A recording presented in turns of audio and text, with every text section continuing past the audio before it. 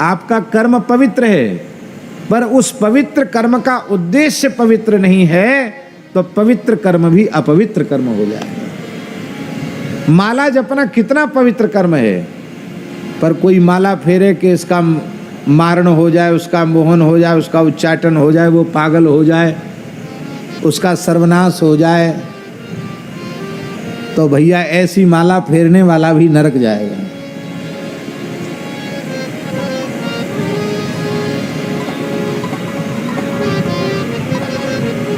एक महात्मा थे, बहुत अच्छे, हमको कुछ समय उन्होंने पढ़ाया भी, व्याकरण पढ़ाया, वैयाकरण सिद्धांत कौमुदी पढ़ाई।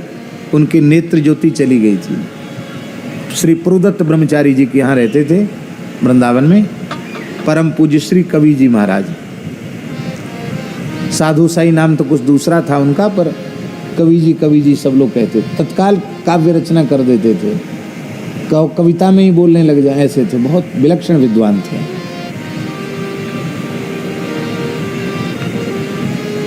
तो हम उनको रामचरितमानस कंठस्थ कराते थे और वो हमको व्याकरण पढ़ाते थे। हम बोलते, वो उसकी व्याख्यान करके पढ़ाते थे। देख तो पाते नहीं थी, नेत्र ज्योति चली गई थी। तो कहते थे हम बड़े दुखी हैं, जब तक आँख थी तब तक तो रामचरितमानस पढ़े नहीं, और जब आँख चली गई और जब रामायण की चौपाई सुनते हैं तो मन में बड़ी पीड़ा होती है कि हम रामायण कंठस्थ करेंगे। तो हम उनको महाराज जी कंठस्थ कराते थे, एक दोहा पढ़ के सुनाते और ऐसे सुनते, फिर कहते द्वारा सुनाते। फिर जैसे टेप रिकॉर्डर में टेप होता तो वो हूबहू वैसे ही सुना देते एक दोहा। इस तरह से 5 दोहा 10 दोहा हम उनको सुनाते और वो तुरंत सुना देते, 1 घंटा लगता लगभग। दूसरे दिन कहते हमारा कल वाला पाठ सुन लो, तब आप आगे वाला पाठ हमसे पढ़ना। तुम हमको पढ़ाते हो, हम तुमको पढ़ाते हैं। तो एक दिन उन्होंने हमसे कहा कि मेरे शरीर के जो पितामह थे वो भी संस्कृत के प्रकांड विद्वान थे और तंत्र शास्त्र के बहुत बड़े ज्ञाता थे। तो उन्होंने मुझे कुछ प्रयोग बताए हैं तंत्र के, सात्विक हैं, उनमें कोई अशुद्ध चीज खाना पीना नहीं है, लेकिन बड़े चमत्कारिक प्रयोग हैं। और मेरे बाबा ने हमको दिया था, कहा था किसी सुपात्र को जरूर देना। तो तुम ही हमें सुपात्र समझ में आते हो, मैं तुम्हें सारे प्रयोग सिखा दूंगा और बहुत थोड़े विधि से वो ठीक हो जाएगा, आपको हो जाएगा, काम हो जाएगा। उसकी जबकि संख्या एक विधि है, उससे आपको सिद्ध हो जाएगा।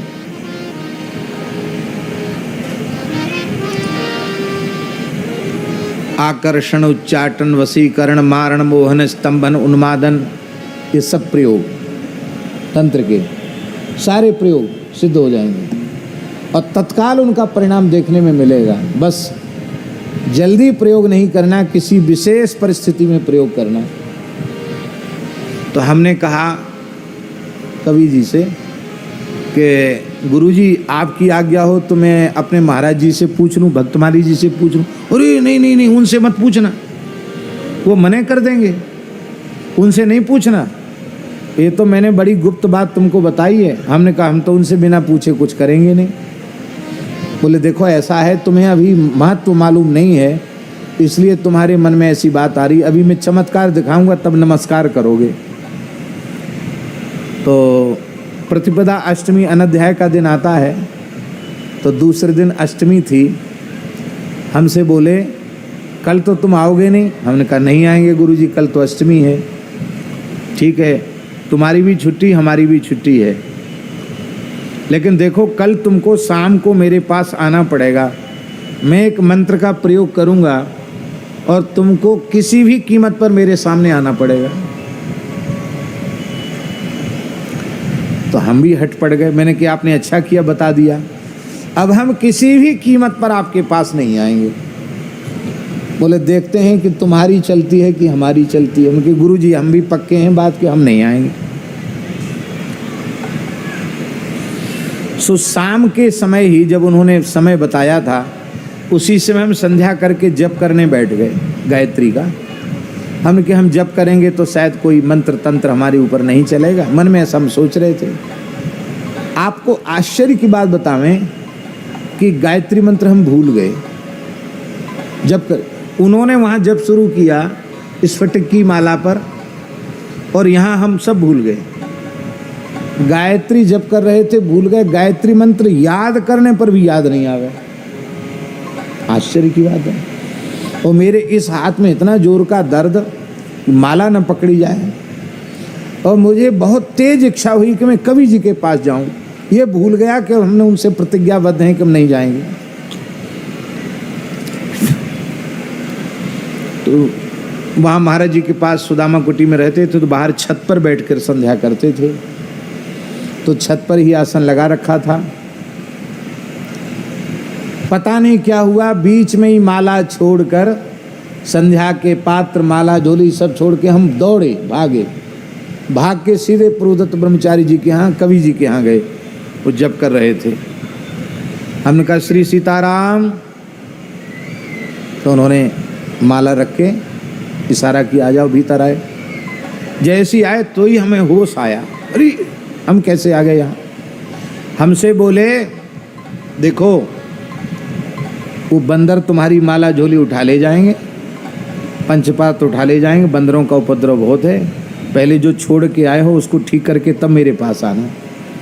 मुझे और भारी आश्चर्य हुआ कि मैं संध्या कर रहा था और मेरे पात्र वहाँ खुले पड़े हैं, माला झोली ऐसे ही पड़ी है। बोले माला तो पूरी कर लेते, माला भी नहीं। मैंने कहा गुरुजी हम तो मंत्र ही भूल गए। बोले पहले सामान रख के आओ तब बताएंगे। तो हम सब रख के आए। हमको बड़ा चित्त पर प्रभाव हुआ कि है तो विलक्षण चमत्कार। बोले ये आकर्षण मंत्र था, इसका प्रयोग आप करोगे, दुनिया के बड़े से बड़े व्यक्ति को आपके चरणों में नतमस्तक होना पड़ेगा।